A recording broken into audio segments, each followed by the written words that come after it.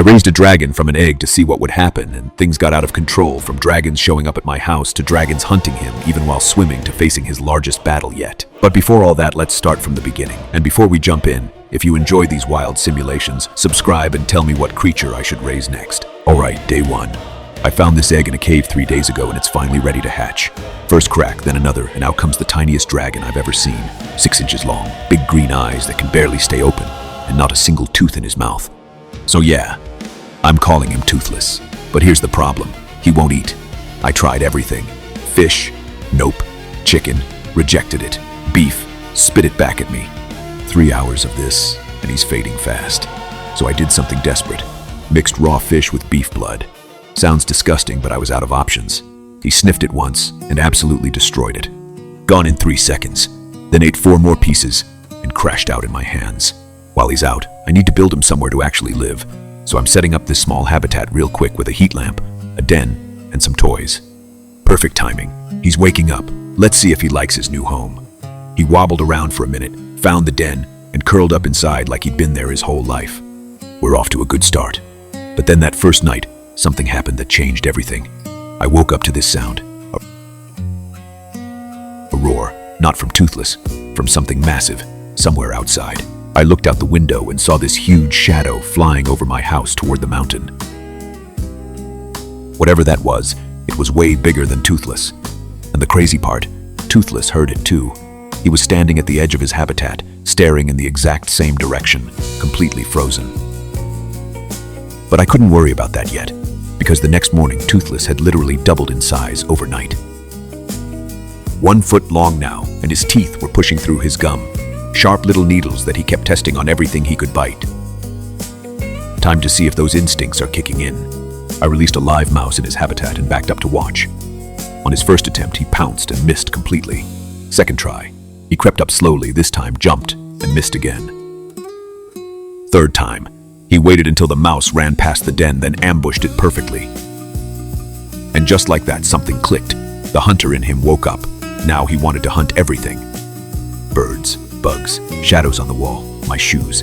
Problem is, he's already too big for this tank. He keeps bumping into the walls, knocking stuff over. So, today, I'm building him something way bigger in the backyard. 30 feet by 30 feet. Cave den for sleeping, climbing platforms at different heights for practicing jumps, feeding zone, and a pool for drinking.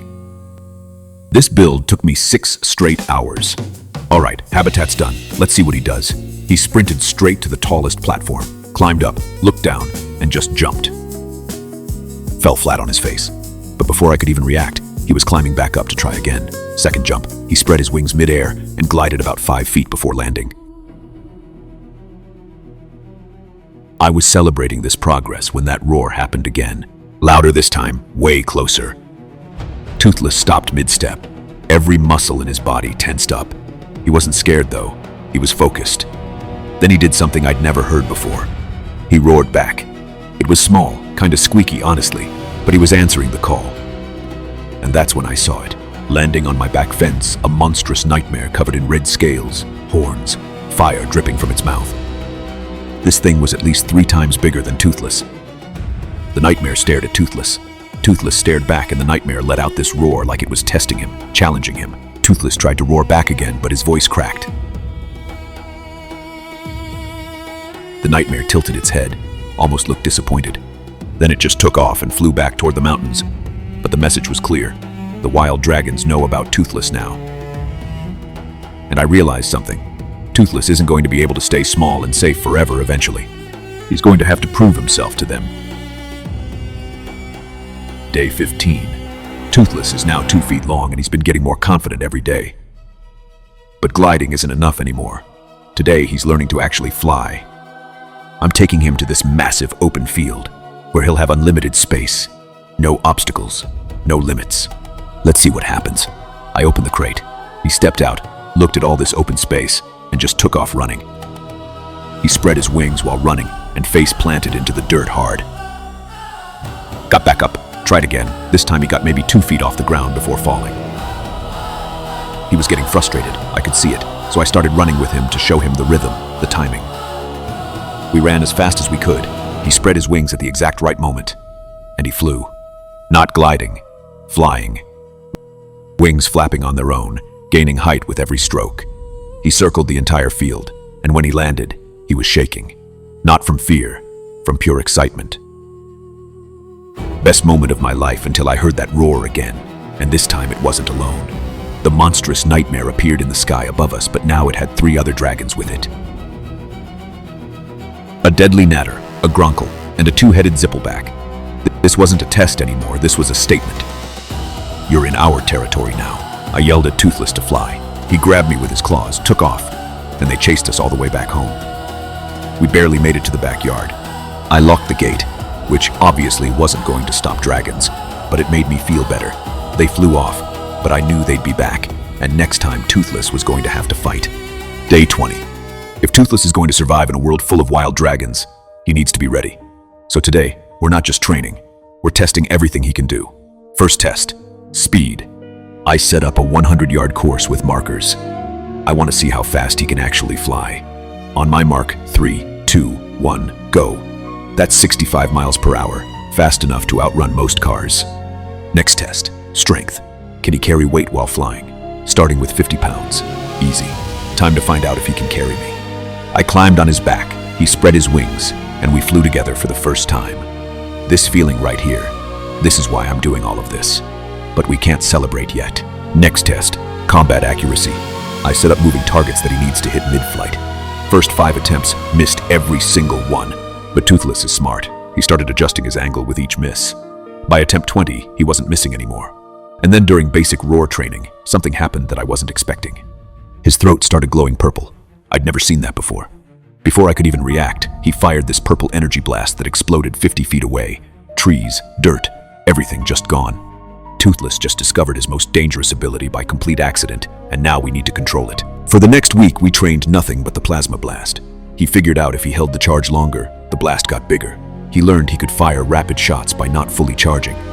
And somehow he even figured out how to curve his shots around obstacles. Toothless wasn't just learning, he was innovating, creating his own fighting style. Good timing, because that night the monstrous nightmare came back, and this time it didn't just watch from the fence. This was a challenge, a fight for territory. They circled each other, neither one breaking eye contact. The nightmare attacked first. Toothless dodged and fired a plasma blast. The nightmare stumbled, but didn't go down. It charged at Toothless full speed. Toothless jumped, took flight, and the battle went aerial. They were moving so fast I could barely track them. They were completely evenly matched. Then Toothless did something brilliant. He led the nightmare into the forest where the trees are too tight to fly properly. In those tight spaces, Toothless's smaller size was an advantage. The nightmare tried to follow his path and slammed straight into a tree trunk. Toothless landed and walked toward it slowly. The nightmare looked up at him. Then it bowed its head slightly, stood up, and flew away. Toothless had won his first real fight. If you want to see more creatures grow like this, subscribe and tell me what I should simulate next. But that victory attracted attention. Because the next morning I found claw marks all over my property.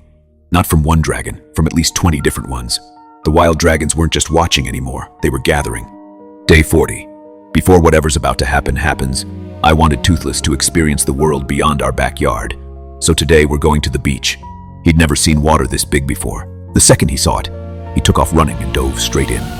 Turns out, night furies can swim, and he's incredible at it, moving underwater like he'd been doing it his whole life. He even caught a fish mid-swim and brought it back to me like it was a gift. Then he found a sea turtle. They just stared at each other for a minute, and then they started swimming together.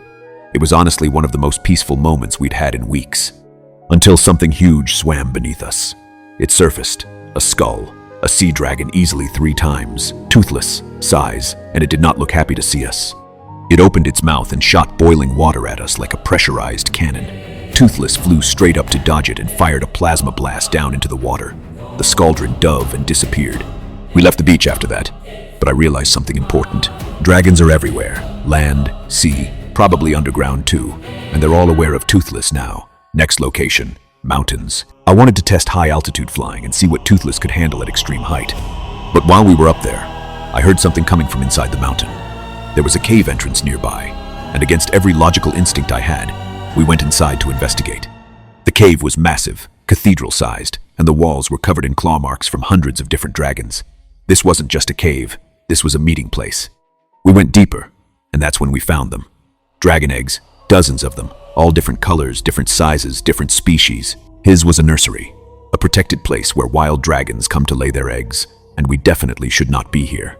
I turned to leave, but then the ground started shaking, not like an earthquake, like footsteps, massive footsteps getting closer. From the darkness came the biggest creature I'd ever seen, a bewildered beast, 50 feet tall, covered in ice, the alpha of all the wild dragons. It looked down at Toothless with these ancient eyes, and roared so loud every egg in the cave started shaking. This was the dragon that had been calling all along, the one that brought the nightmare, the one that summoned all the others. He is the king.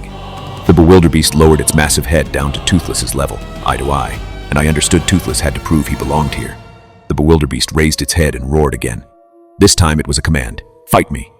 The bewildered beast attacked first, shot ice from its mouth that froze the entire ground beneath Toothless. Toothless took flight and fired plasma blasts at it, but they were hitting armor-thick ice, barely making a scratch. The bewildered beast was just too big, too powerful. Every attack Toothless landed, it absorbed. Every attack the bewildered beast threw, Toothless could barely dodge. Then it swung its massive tail, caught Toothless midair, and sent him crashing into the cave wall. His entire body started glowing. Lightning was crackling across his scales like electricity. White patterns appeared on his black scales. He was evolving to an alpha night fury. Toothless roared, louder and deeper than ever before. It echoed throughout the whole cave. Then he charged up a plasma blast. He fired. The blast hit the bewildered beast directly in the chest. When the smoke cleared, it was still standing. Slowly, the bewildered beast lowered its head, showing respect to Toothless as an equal. Toothless had gone from a 6-inch hatchling that could barely eat to an alpha leading a pack of wild dragons in 90 days. If you enjoyed this video, you'll love this one. And if you want to choose what I simulate next, subscribe and drop it in the comments.